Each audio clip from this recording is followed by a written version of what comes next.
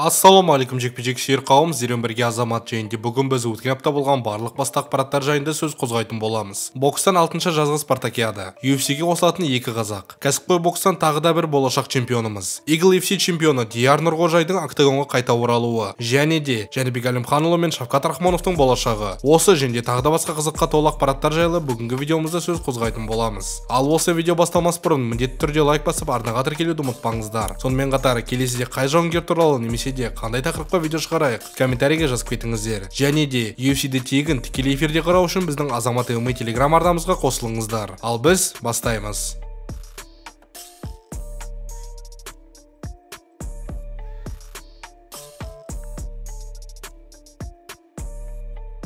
Ең алдымен Астана қаласында өткен бокстан 6-шы жазғы спартакиада жайлы сөз қозғайық. 4 жылда бір рет өткізілетін айтулы бәсекеде 13 салмақта 176 спортшы жүлдеге таласты. 48 келі салмақта Теміртас және де Асхат Жүсіповтар кездесіп, тәжірибелі Теміртас ағамыз жеңіске жетіп, осы салмақтағы ұлттық құрамның нөмірі 1-ші боксшысы атанды. 51 келі салмақта қос жұлдызымыз 2021 жылғы әлем чемпионы, 2020 жылғы Токиода өткен олимпиаданың жүлдегері Сәкен Бейбосынов, 2023 жылғы Ташкенттегі әлем чемпионы Санжар Ташкенбаймен кездескен еді. Қызыққа толы жекпе-жекте Сәкен Бейбосынов жеңіске жетіп, ірі халықаралық турнирлерде Қазақстанның атынан өнер көрсетеді. 57 келі салмақта әлем чемпионы Махмұд Сабырхан жеңімпаз атанды. 67 келі салмақта Ташкентте өткен әлем чемпионатының күміс жүлдегері Дулат Бекбауов Бақтияр Смағұлды жеңіп жеңімпаз атанды. 80 келі салмақтағы әлем чемпионы Нұрбек Оралбай, 2019 жылғы әлем чемпионы және де кәсіпқойлар арасында WBO YOS чемпиондық белбеуінің иегері Бекзат Нұрдәулетовті жеңіп чемпион атанды. 92 келі салмақта Айбек Оралбай біраз уақыт бұрын өткен Азияданың қола жүлдегері атанған Сағындық Тоғанбайды жеңіп чемпион атанды. Қалған салмақтағы чемпиондар мен жүлдегерлерді біздің Азамат ММА телеграм арнамызда шығарған болатынбыз. Кіріп қарап кетсеңіздер болады.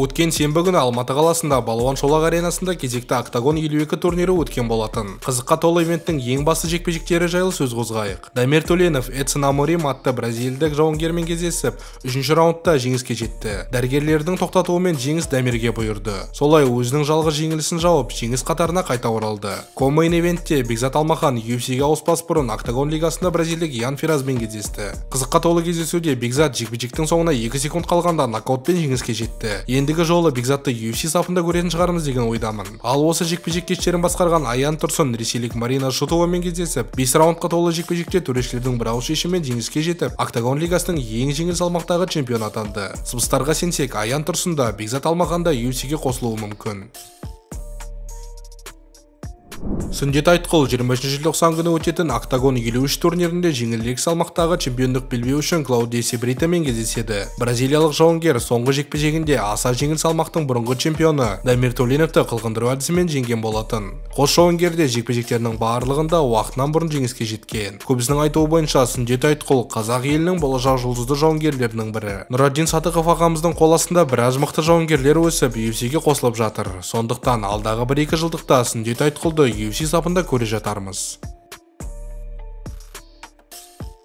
Eagle FC-дің жартылай ауыр салмақтағы чемпионы Дияр Нұрғожай 21 желтоқсан күні Алматы қаласында өтетін Найза 56 турнирінде 1 жылдық үзілістен кейін 8 бұрышқа қайта оралады. Әзірге Диярдың қарсыласының есімі белгісіз. Кезінде бабы жанып тұрғанда Дияр Нұрғожай UFC-ге қосылатын басты қазақ жауынгері болатын. Және де Диярға аз уақыт ішінде жекпе-жек өткізуге UFC-ден ұсыныс келген болатын. Алайда Дияр мен оның бапкері бұдан бас тартқан болатын. Ұзақ уақыт бойы Дияр Нұрғожай панкратион бойынша Қазақстан ұлттық құрамында өнер көрсетіп, әлем чемпионы атанып қана қоймай, біраз уақыт бұрын Рият қаласында өткен панкратионнан дүниежүзілік ойындарда күміс медальға қол жеткізді. Диярдың алдағы жекпе-жегіне сәттілік тілей ғана қоймай, UFC-ге қосылуын тілейміз.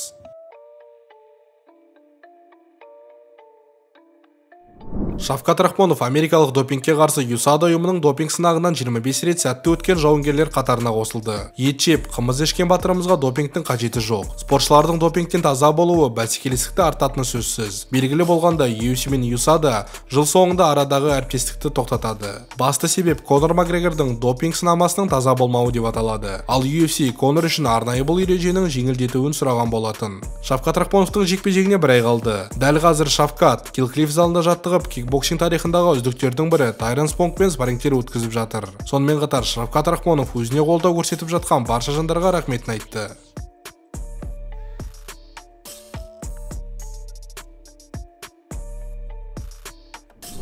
Жәнібек Әлімханұлының бапкері Брайан Вилорио сұхбатында былай деген: Жәнібек енді үлкен жекпе-жектерді қалайды. Ол бұған дайын.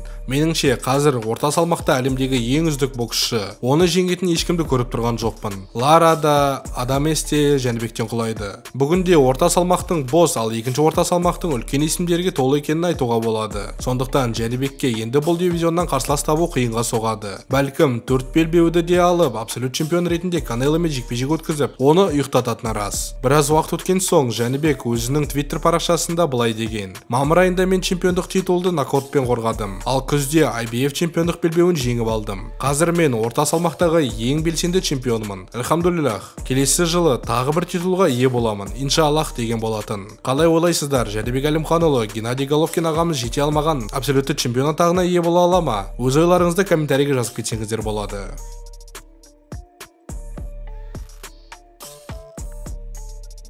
Осы орта салмақ дәрежесінде өнер көрсететін тағы да бір қазақ боксшымыз Мейрам Нұрсұлтанов көршілес Өзбекстан елінің астанасы Ташкент қаласында өткен бокс кешінде чилилік боксшы Хулио Аламоспен жұдырықтасып, төрешілердің бірауыз шешімімен жеңіске жетті. Осылайша Мейрам Нұрсұлтанов WBC тармағы бойынша әлем чемпионы белбеуіне басты үміткер атанды. Айтып кететін жайт, WBC чемпиондық белбеуінің уақытша чемпионы Карлос Адамес ұзақ уақыт бойы жекпе-жек өткізбеді. Ал Джермел Чарло жақын уақытта белбеуді босатып басқа салмаққа ауысады. Демек, жақын уақытта Мейрам мен Карлос Адамес арасындағы жекпе-жекті көретін боламыз. Бұл жайлы Мейрам былай деген еді: Біраз демалып, кейін дайындықты бастаймыз. Джермел Чарло мен Карлос Адаместің қайсысы келесі жекпе-жекке шығатынын күтеміз. Мен қазір орта салмақта WBC чемпиондық белбеуіне міндетті қарсылас болып тұрмын. Барлығын уақыт көрсетеді. Біз дайынбыз деген болатын.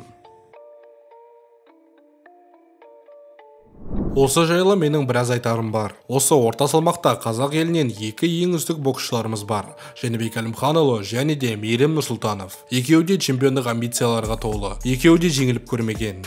Екеуі де чемпиондық белбеулерге басты үміткерлер. Алайда бұл жерде біраз қиыншылық пайда болайын деп тұр. Абсолют чемпион атану үшін 4 белбеуге қол жеткізу керек: WBC, WBA, WBO және IBF. 4 белбеудің екеуі Жәнібекте, ал WBC үшін басты үміткер Мейрам болып тұр. Егер де Мейрам WBC чемпион атанса, орта салмақ дәрежесі ұзақ уақытқа тұрып қалуы мүмкін. Себебі екі қазақ боксшысы бір-бірімен жұдырықтаспаймыз деген. Бұның кесірінен Жәнібек Әлімханұлы абсолют чемпион атана алмайды. Ал Мейрам бір ғана WBC белбеуімен ұзақ уақыт бойы жекпе-жектер өткізе алмай қалуы мүмкін. Сондықтан жақын болашақта промоутерлер екі боксшыны қарсы қоюға тырысып, әр кезде жанжал тудыруға тырысады. Сондықтан бұндай жағдай болмас үшін Мейрам екінші орта салмаққа ауысқаны дұрыс деп ойлаймын. Әзірше оның чемпиондық белбеуі жоқ. Сондықтан ол жаққа ауысу қиынға соқпайды. Сол жерде Мейрам чемпиондық белбеулерге қол жеткізіп қана қоймай, жұлдызды қарсыластарымен миллиондаған ақшаға қол жеткізуі мүмкін. Дәл қазір екінші орта салмақта Сауль Канело Альварес, Дэвид Бенавидес, ағайынды Чарло, Хайме Мунгия және де Димитриус Андраде өнер көрсетеді. Солай Мейрам өзіне тиесілі даңқпен қыруар ақшаға қол жеткізуі мүмкін.